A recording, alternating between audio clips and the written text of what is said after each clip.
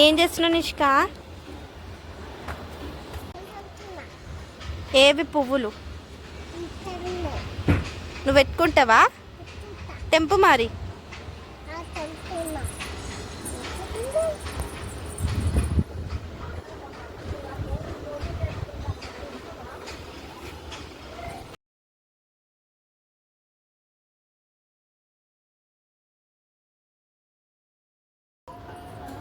విదున్, నువ్వు అమ్మాయివా? పూలేం తెంపుతున్నా?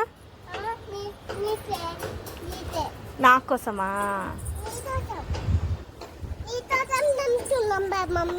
తెంపు పేరు మమ్మీ.